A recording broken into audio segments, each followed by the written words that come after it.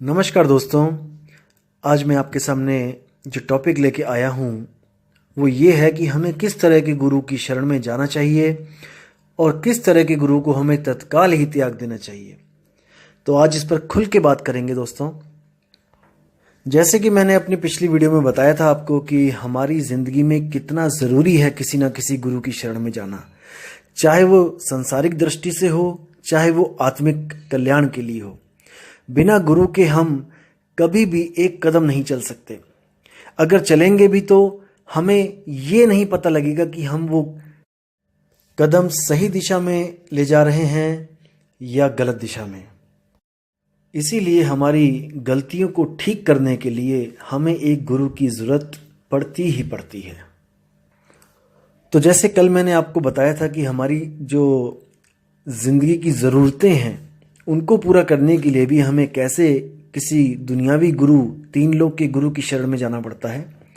आज हम बात करेंगे आध्यात्मिक गुरु की, कि कैसे कोई आध्यात्मिक गुरु हमारे ज़िंदगी में आए तो हम अध्यात्म की तरफ अग्रसर हो सकते हैं, वो भी सही दिशा में। तो दोस्तों, आपको आज मैं गुरुओं की पहचान बताता हूं कि कैसा गुरु आपको क्या चीज़ के साथ जोड़ेगा, और आपने परख करना है कि जिस चीज़ के साथ आपको जोड़ा जा रहा है क्या उसके साथ जुड़ के आपका आत्म कल्याण है या नहीं है। ये आपने परख करनी है दोस्तों। मैं तो केवल आपको एक परख दे सकता हूँ। मेरी परख को अपनी बुद्धि के साथ परखो, मेरी भी परख को आप परखो कि मैं सत्य बोल रहा हूँ कि असत्य बोल रहा हूँ। और जब लगे कि सत्य बोल रहा हूँ तो आप तत्काल ही अपने पुराने गुरु से, जिसके साथ आप जुड़े हुए हो, उनसे ये प्रश्न करें, उनके सामने ये परख रखें जो मैं वाणियों के द्वारा आपको बताऊंगा। क्योंकि देखो, अगर मैं बोलूंगा तो आप नहीं समझ पाओगे और आप नहीं मानोगे, लेकिन जब मैं वाणियां प्रमाणित करूंगा तब आप हर चीज समझ भी जाओगे और आपके अंदर वो शक्ति भी आएगी जिससे आप सत्य और असत्य का निर्णय कर सको। तो दोस्तों, सबसे पहले मैं आपको बता दूं कि आध्यात्मिक जो चालें होती हैं, जो सुरती की चाल होती है, वो 4 प्रकार की होती है अध्यात्म में। पहली चाल होती है दोस्तों चींटी की, दूसरी चाल होती है मकड़ी की, तीसरी चाल होती है मछली की, चौथी चाल होती है पक्षी की। दोस्तों, ये केवल चाल है, इसका मतलब ये नहीं कि आपको कोई गुरु चींटी, मकड़ी, मछली या कोई पक्षी बना देगा। ऐसा नहीं है दोस्तों। कई स्वयंभू जो आत्मज्ञानी बने हुए हैं वो ये सोचते हैं कि कबीर साहब हमेशा पक्षी की चाल की बात करते हैं, विहंगम चाल की बात करते हैं, तो कबीर साहब आपको पक्षी बना देंगे। वो ये कहते हैं अरे हमने पक्षी नहीं बनना। अरे भाई, तुम्हें पक्षी नहीं बनाया जा रहा है, तुम्हें चाल बताई जा रही है कि सुरत की चाल कैसी होती है। जैसे आप मोटरसाइकिल, आप कार, आप पानी का जहाज और आप हवाई जहाज, इन सब में चलते हो, ये सब मोड ऑफ ट्रांसपोर्टेशन ही है।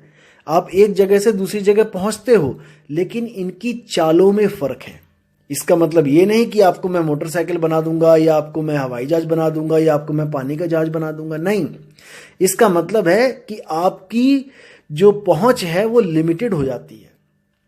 आप मोटरसाइकिल से जब चलते हो तो दोस्तों, आपकी हद कहाँ पे खत्म होती है? जहां पे समुद्र आता है, आगे मोटरसाइकिल नहीं जा सकती। दोस्तों, वही हाल कार का भी है। कार मोटरसाइकिल से तेज चलेगी। मोटरसाइकिल 100 की स्पीड, 125 की स्पीड से चलती है, तो कार की चाल में आप 200-250 भी चल सकते हो।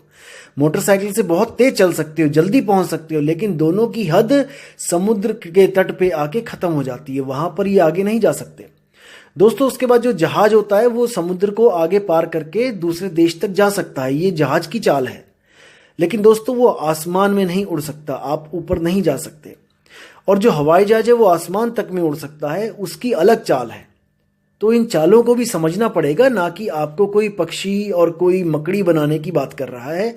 अज्ञानी बंदा हमेशा शब्दों में ही उलझ जाता है, भाव को नहीं पकड़ता। तो सबसे पहले बात करते हैं चींटी की चाल। दोस्तों, जैसे आपने देखा होगा कि चींटी दीवार पे चढ़ती है, थोड़ा चढ़ती है फिर गिर जाती है, क्योंकि अगर स्लिपरी दीवार हो तो फिर थोड़ा चढ़ती है फिर गिर जाती है, फिर चढ़ती है फिर गिर जाती है। करते करते करते हजारों बार प्रैक्टिस करके वो दीवार के अंत तक पहुंचती है, जहां तक दीवार खड़ी है।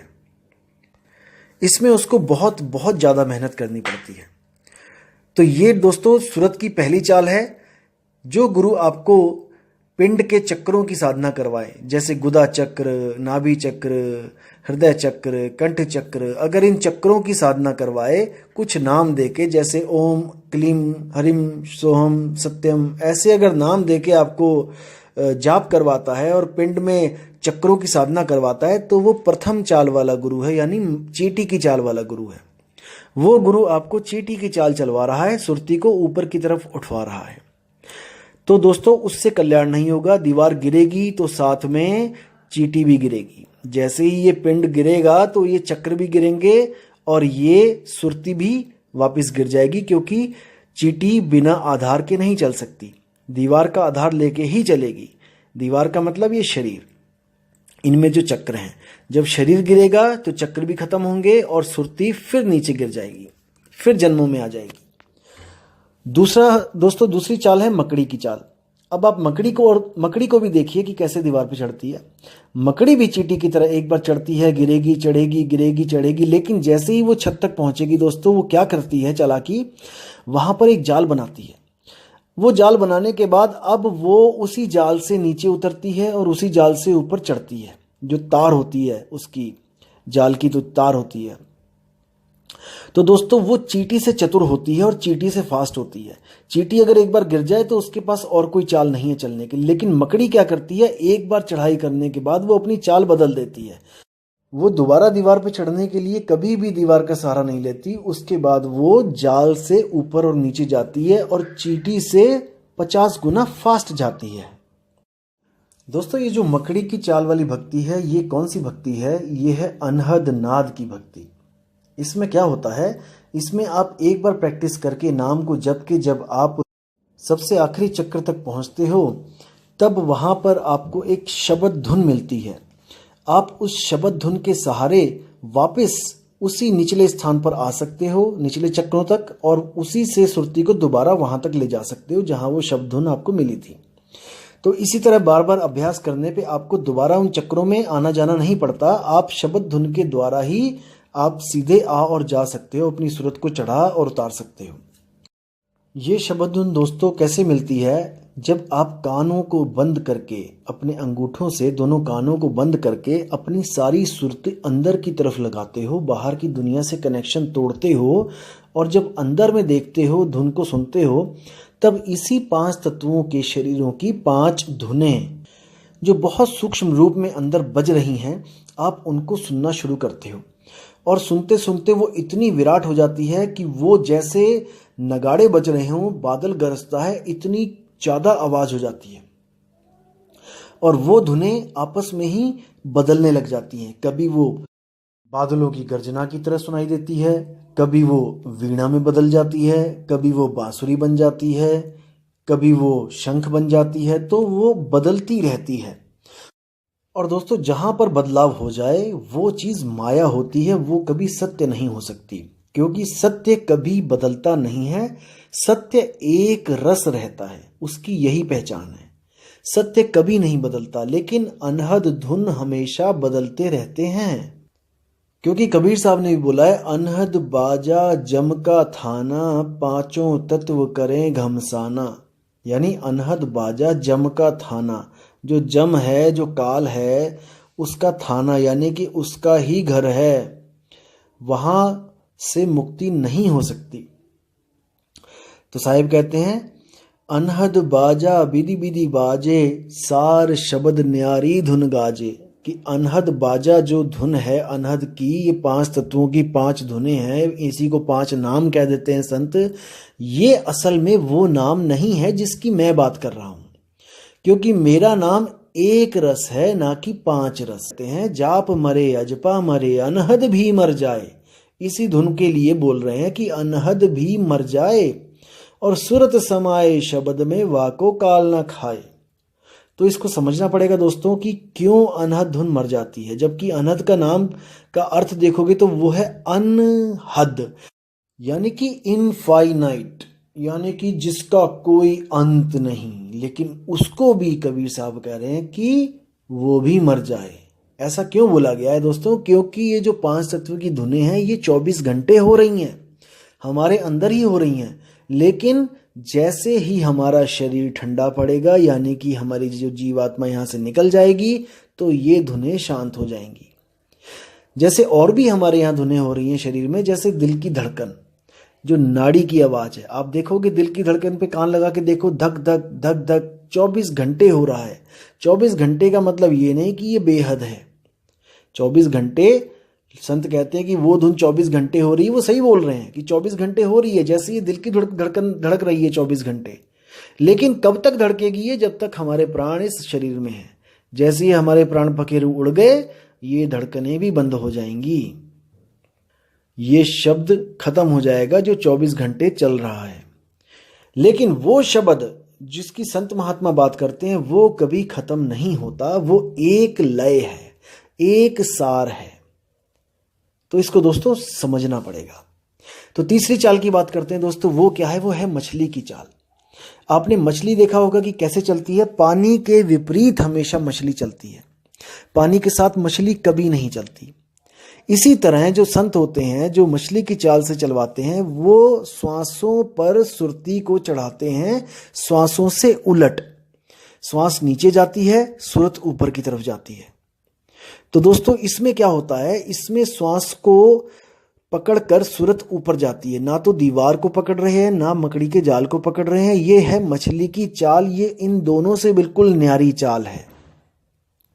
जो गुरु ये चाल देगा, वो आपको बाकी पिछली दो चालों से दूर कर देगा। वो क्या कहेगा? नहीं, पिंडों में साधना नहीं करनी है, पिंड में चक्रों में साधना नहीं करनी है। वो अनहद को भी मना करेगा, नहीं, अनहद धुन भी नहीं सुननी है। लेकिन वो आपको श्वासों का जाप दे देगा। वो कैसे देगा? उसके भी दो प्रकार के गुरु हैं, श्वासों का जाप देने वाले भी। एक होता है गुरु जो आपको कोई मंत्र देगा श्वासों के साथ जपने के लिए। जैसे किसी ने आपको दे दिया सोहम, श्वास लिया तो सो, छोड़ा तो हम, सो हम, सो हम। ऐसे आपने दिन रात इसको जपना है। और जपते जपते जपते ये सोहम खुद से होने लग जाएगा। ये जो श्वास आप लोगे, फिर आपको बोलने की जरूरत नहीं पड़ेगी, आपके श्वासों के द्वारा ही चलेगा ये। फिर सोहम सोहम, और आपको इन श्वासों की आवाज स्पष्ट सुनाई देने लग जाएगी कि ये सोहंग ही बोल रही हैं। तो एक प्रकार के गुरु वो हो गए जो आपको मंत्र देते हैं। जैसे कई लोग दे देते हैं, सोहंग नहीं दिया तो कई लोग कहते हैं सतगुरु सतनाम जपो। श्वास लिया तो सतगुरु, श्वास छोड़ा सतनाम, सतगुरु सतनाम, सतगुरु सतनाम। या फिर कई ऐसे मिलेंगे आपको जो नाम दे देंगे आपको, जैसे श्वास लिया तो शो, श्वास छोड़ा तो ओ, यानी कि शो ओ शो, इसी को ओशो कह देते हैं। कोई लोग श्वास लेके ओ, श्वास छोड़ा तो शो, कई लोग श्वास लिया तो शो, श्वास छोड़ा तो ओ। इसी तरह कई मंत्रों का जाप करवाते हैं। लेकिन मुद्दा यही होता है कि श्वासों से सुरती को चढ़ाना है। और इसी सुरती वाले, इसी श्वासों के जाप में एक और गुरु हैं जो आपको मंत्र भी नहीं देंगे। वो केवल ये कहेंगे कि आपने श्वासों को आते जाते देखना है। आप आंखें बंद करो, आपकी श्वास जो चल रही है उसको आते जाती श्वास को देखो और महसूस करो ये श्वास कौन ले रहा है। उनके पास बस यही ज्ञान होता है और इसी को वो सार शब्द मान के अपना जन्म बर्बाद कर लेते हैं दोस्तों, और आपका भी कर देते हैं। तो ऐसे गुरुओं को तत्काल ही त्याग देना चाहिए दोस्तों। तो आपको मैंने परख के द्वारा इन तीन गुरुओं का भेद खोल दिया है। पहले गुरु वो जो पिंडों के चक्रों की साधना करवाते हैं और नाम देते हैं ओम कलियम हरियम श्रियम सोहम सत्यम, ऐसे करके आपको इन्हीं नामों में उलझा देते हैं। दूसरे प्रकार के दो जो गुरु होते हैं वो कौन है? जो 5 नाम देते हैं, ज्योत निरंजन, ओंकार, रारंकार, सोहंग, सतनाम। इन 5 नामों को ही कहते हैं कि यही 5 धुनों के नाम है। वो यही नाम आगे जाके धुनों में कन्वर्ट हो जाते हैं और वही 5 धुन अनहद नाद को ये सत्य मानकर बैठ जाते हैं। उसी अनहद को ये परमात्मा कहते हैं और कबीर साहब उसी अनहद को कहते हैं कि अनहद भी मर जाए। तो इनका जो परमात्मा अनहद है वो कबीर साहब की नजरों में वो भी मर जाता है। अब आगे जो तीसरा गुरु मैंने बताया है वो आपको सोहंग का जाप देते हैं या सतगुरु सतनाम का जाप देते हैं या ओ शो का जाप देते हैं, कोई भी श्वासों का जाप देते हैं, या फिर नहीं भी देते हैं तो आपको श्वासों को ध्यान से देखने की बात करते हैं। ऐसे तीनों गुरुओं को तत्काल ही त्याग देना चाहिए, लेकिन तब त्यागना चाहिए जब आपको इनसे आगे का रास्ता पता लग जाए तब। वरना दोस्तों पीछे वाले को भी छोड़ दिया और आगे वाले का पता नहीं, तब तो भवजल में जाना ही जाना पड़ेगा।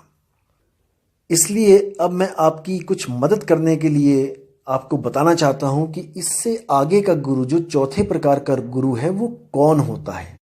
दोस्तों उसको भेदी गुरु कहा जाता है। वो एक रहस्य लेके बैठा है, जो रहस्य आपको प्राप्त हो जाने पर ही माया का जाल टूट जाता है, आपको सत्य और असत्य का लखाव हो जाता है। आप कभी भी दोबारा गलत भक्ति में प्रवेश नहीं करते हो, अगर आप में परख है तो दोस्तों जो चौथे प्रकार का गुरु होता है वो होता है सार शब्द का भेदी गुरु। सार शब्द क्या चीज होती है? सार शब्द एक ऐसा शब्द है जो बोलने, लिखने, पढ़ने में नहीं आता है और वो शब्द कभी बदलता नहीं है। क्योंकि कबीर साहब कहते हैं कि जो बदले सो माया संतों, जो बदल गया वो माया है, वो कभी शब्द नहीं हो सकता, सच्चा शब्द नहीं हो सकता, क्योंकि सच्चा शब्द ही परमात्मा है और परमात्मा कभी बदलता नहीं, वो एक रस है। उसी शब्द को सत शब्द, सतनाम, अकह नाम, निअक्षर नाम, विदेह नाम, ऐसे नामों से बोलकर संतों ने उसको याद किया, उसकी महिमा गाई।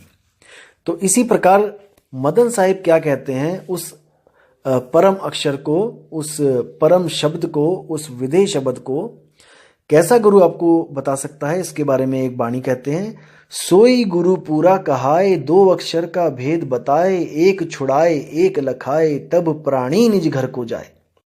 कि हे जीवात्मा, ऐसा गुरु धारण कर जो तुझे दो अक्षरों का भेद बताए। भेद यानी रहस्य बताए। कोई नाम ना जपवा दे, कहीं दो अक्षर जपने बैठ गए, ओम सोहम, या फिर और कोई हरे कृष्णा, या फिर कोई जय हनुमान, या फिर जय कबीर, सत साहिब, ऐसा कुछ नहीं जपवाए। सोई गुरु पूरा कहाए, दो अक्षर का भेद बताए, उसका रहस्य बताए दो अक्षरों का। पहला अक्षर क्या है? पहला अक्षर जो हमारी भाषाओं के अक्षर होते हैं, का खा गा, ए बी सी, उड़ा एड़ा ईड़ी, अलिफ बे ते, जितने भी इस दुनिया में अक्षर हैं उनका भेद बताए कि ये मनुष्य ने बनाए हैं, ये सच्चा शब्द नहीं है, ये जीभ्या द्वारा प्रकट होते हैं, असल में इनकी असलियत कुछ भी नहीं है, ये मायावी अक्षर हैं, क्योंकि ये बदल जाते हैं। होंठ कंठ लागे नहीं, जीव्या नहीं उच्चार, गुप्त वस्तु जो लखै, सो निज हंस हमार। कबीर साहब कहते हैं होंठ कंठ लागे नहीं, ऐसे अक्षर की बात करो जिसमें होंठ कंठ जीव्या नहीं लगती है। जो उस अक्षर की बात करता है गुरु, उसकी शरण में जाओ। कैसे? दो अक्षर का भेद बताए, एक छुड़ाए एक लखाए, 52 अक्षरों को छुड़वा दे, काखा गा वाले नामों को छुड़वा दे। कैसे? जैसे हमने सोचा कि राम ये कोई नाम है जिससे मुक्ति होगी, तो राम, ये राम कब पैदा हुआ, कब प्रकट हुआ, कब आया? जो राम का नाम जो आपने लिखा है, ये राम कब आया? जब हिंदी भाषा के, संस्कृत भाषा के अक्षर अस्तित्व में आए तब। जब आदि मानव था, कुछ बोलता नहीं था, कुछ कहता नहीं था, कोई बात लिखता नहीं था, तब ये राम कहाँ था? तब ये राम का नाम कहाँ था? ऐसे ही कबीर, कोई कहता है कि कबीर कबीर करके मुक्ति होगी, तो कबीर का कहाँ से आया अगर वो 52 अक्षर नहीं आए थे तब?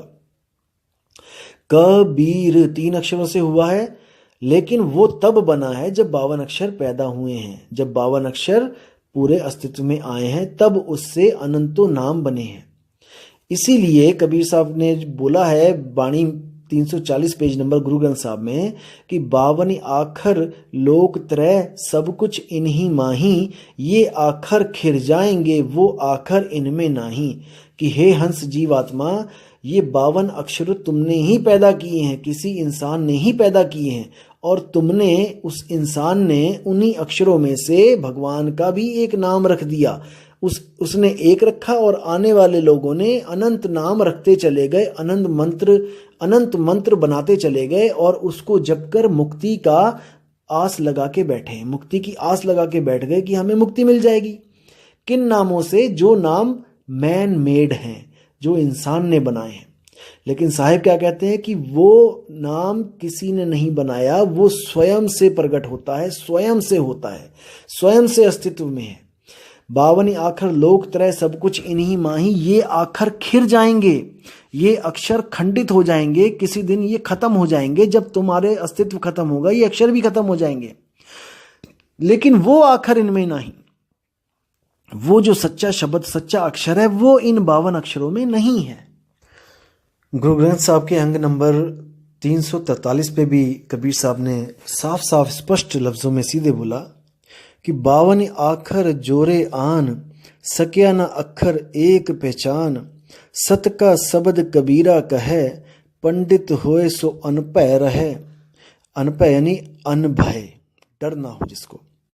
पंडित लोग कहो व्यवहार, ज्ञानवंत को तत्व विचार, जाके जिय जैसी बुद्धि होई, कहे कबीर जानेगा सोई। कितना स्पष्ट बोल दिया उन्होंने कि 52 आखर जोरे आन, कि जितने भी गुरु आ रहे हैं ये सब क्या कर रहे हैं, 52 आखर जोरे आन, ये 52 अक्षरों में से कोई ना कोई अक्षर पकड़ पकड़ के उसका नया नाम बना के उसको अपने भक्तों को दे देते हैं कि इनको जपो। बिल्कुल गलत है। और क्या कह रहे हैं, सक्या ना अक्षर एक पहचान, उस एक अक्षर को ये समझ ही नहीं पा रहा है, कोई पहचान ही नहीं पा रहा है, जो इन 52 अक्षरों से परे है, मन माया की हद से परे है। मन के द्वारा उसको जाना ही नहीं जा सकता कि वो अक्षर क्या है। वो तो अनुभूति का विषय है। जब गुरु नाम देता है, जब भेद बताता है, उसके बाद सूरत को जब वो शब्द की साधना का राज बताता है और साधना शुरुआत होती है साधना की, तब जाकर सुरती को एहसास होता है कि असल में उसका निज स्वरूप क्या है, वो क्या अक्षर है। तो साहिब सीधे बोलते हैं, सोई गुरु पूरा कहा है, 2 अक्षर का भेद बताए। मदन साहिब ने साफ बोल दिया कि 2 अक्षर का भेद बताए। किसका? एक अक्षर, अक्षर यानी कि शब्दों का, 52 अक्षरों का, और दूसरा अक्षर होता है अक्षर, यानी कि जो नाशवान ना हो, जो कभी नाश नहीं होता। ये मन अक्षर नहीं है। कई लोग सोचते हैं कि मन अक्षर है, मन को भी अक्षर बोला है, मन भी अक्षर पुरुष है। ऐसा नहीं है, ऐसा कहीं नहीं बताया गया कि मन ही अक्षर है, ऐसा नहीं है। आत्मा अक्षर है। शब्दों को पैदा करने वाली कौन है? ये आत्मा ही तो है। यही आत्मा मन और शरीर के द्वारा जितने भी अक्षर हैं उसको पैदा कर रही है, और खुद के स्वरूप को भूल जाने के कारण, अपने अक्षर स्वरूप को भूल जाने के कारण अपने बनाए अक्षरों को जप रही है, उनके चक्कर में उलझ गई है। तो अब करना क्या है? एक छुड़ाए, इन अक्षरों को छुड़वा दे जो मैन मेड हैं, जो आदमी के द्वारा बनाए गए हैं। एक लखाए, उसका लखाव करा दे जो वो स्वयं है, जो वो अपने आप को भूली थी, उस स्वरूप का लखाव करा दे कि तुम कौन हो, तुम अक्षर आत्मा हो। तब प्राणी निज घर को जाए, तब जाकर वो सुरती जो आत्मा से अलग हुई थी अपने निज घर, अपने आत्म स्वरूप में समाएगी। ना कि वो किसी स्वर्ग, नरक या फिर किसी सतलोक, अकहलोक, अगमलोक, अनामी लोक, अनंत लोक कहीं नहीं जाएगी। वो जहां से बिछड़ी थी सुरती, उसी में जाके समा जाएगी। उसी को मुक्ति कहते हैं। बिल्कुल सिंपल। अगर समझो तो बिल्कुल सिंपल, नहीं समझो तो सबसे मुश्किल। अटपट ज्ञान कबीर का झटपट लखा ना जाए, और जो इसको झटपट लखे तो सब खटपट मिट जाए। कितनी सुंदर वाणी बोली है कि अगर समझो तो कुछ भी नहीं है, अगर ना समझो तो ये बहुत बड़ा पहाड़ है जो नहीं समझ में आता है। तो दोस्तों, आपको मैंने आज 4 गुरुओं के बारे में बताया है, चारों के भेद बता दिए हैं। अब आप ये देखो कि आपके गुरु ने आपको किस चाल से जोड़ा है। अगर आपको पहली, दूसरी और तीसरी चाल से जोड़ा है, दोस्तों बिल्कुल देर नहीं करनी है, नया गुरु खोजना शुरू कर दो, सत्संगों की किताबें पढ़ना शुरू कर दो, घाट घाट का पानी पियो जाके। तब आपको पता लगेगा कि ये चौथा गुरु जो है ये कहाँ बैठा है। और याद रखो दोस्तों, खोजी होए तुरंत मिल जाऊं एक पल की तलाश में। जिसको सच में मालिक की खोज है, जो सच में चाहता है कि उसका सत का संग हो जाए, तो ये सत्संग सुन के वो जीवात्मा ज्यादा दिन अलग नहीं रह सकती परमात्मा के सच्चे ज्ञान से। वो जरूर एक ना एक दिन खोजती हुई सत्संग घर में पहुंचकर सत्य के साथ जुड़ेगी। ये मेरा पूर्ण विश्वास है, क्योंकि ऐसे ऐसे नाना पंथों के जीव जो इस ज्ञान को सुनने के बाद अटल होकर इस पंथ से जुड़े हैं और यहां पर नाम लेके अपना कल्याण करने के लिए लगे हुए हैं। सब जात धर्म पुरानी रीति रिवाजों को छोड़ के जो यहां पे आ सकता है केवल वही आए। हमारे गुरुजी के पास केवल वही आए जो पिछली लकीरों का फकीर ना हो, क्योंकि कबीर साहब ने साफ साफ बोला है, कामी क्रोधी लालची इनसे भक्ति न होए, भक्ति करे कोई सूरमा जाति वर्ण कुल खोए। सारी जात सारे वर्ण सारे कुलों को साइड में रख के आना है। ये सोच के नहीं आना है कि मैं यादव हूं, कि मैं राजपूत हूं, कि मैं ब्राह्मण हूं। एक जीव समझ के आना है अपने आप को, एक भटका हुआ जीव जो अपने पीव की तलाश कर रहा है, जो शिव भी नहीं बनना चाहता। याद रखना दोस्तों, 3 चीजें हैं, जीव, शिव और पीव। इन तीनों में आपने पीव को चुनना है, ना तो आपने शिव को चुनना है, और जीव तो आप ऑलरेडी हो ही। तो दोस्तों, पीव कौन है? बहुबंधन से बांधिया एक बेचारा जीव, और क्या बल छूटे आपने जो न छुड़ाए पीव। वो पीव कौन है? वो सतगुरु कबीर साहब हैं। इसका मतलब ये नहीं कि उनकी मूर्ति की पूजा करनी है, या उनके मूर्तियों के कोई हार पहनाने हैं, या फिर उनका कोई नाम जपना है। नहीं, पीव आपको बहुत ही प्यारी विधि बताता है अपनी अपनी बेड़ियां तोड़ने की। ये बेड़ियां कैसे पड़ी हैं, ये आपको मैं अगले वीडियो में बताऊंगा कि ये सृष्टि कैसे बनी है, ये जीव कहाँ से आए हैं, ये कैसे अपने स्वरूप से बिछुड़ गए हैं, और कैसे अपने स्वरूप को ये दोबारा प्राप्त होंगे। तो दोस्तों, उम्मीद करता हूं कि इस ऑडियो से आपके सारे सवाल खत्म हो चुके होंगे, सारे भ्रम दूर हो गए होंगे गुरुओं के रिगार्डिंग, कि गुरु कैसा होना चाहिए। तो दोस्तों, इसी के साथ मैं विराम देता हूं, और अगली ऑडियो बहुत जल्दी आपके सामने मैं पोस्ट करूंगा। और आप हमेशा अपने विवेक को जगाए रखें, अपने विवेक को काम पे लगाए रखें, क्योंकि ये विवेक ही है दोस्तों जो आपको जन्म मरण से मुक्ति का जो आपको सहारा है। अगर आप विवेक यूज नहीं करोगे तो हमारी गिनती पशुओं में ही होगी, क्योंकि पशु विवेक नहीं कर सकते, बाकी सब कर सकते हैं जो हम कर रहे हैं। तो दोस्तों, विवेकी गुरु को सलाम, विवेकी शिष्य को सलाम, और इसी के साथ मैं आपसे विदा लेता हूं। अगली बार मैं फिर जल्दी आऊंगा और एक नई ऑडियो के साथ। तब तक आप इस ऑडियो को सुनते रहिए और इससे अपने विवेक को आगे बढ़ाते रहिए। साहिब बंदगी, सतनाम, जय गुरु मदन साहिब, जय गुरु वैराग साहिब, जय जय गुरु सतगुरु कबीर साहब। साहिब बंदगी।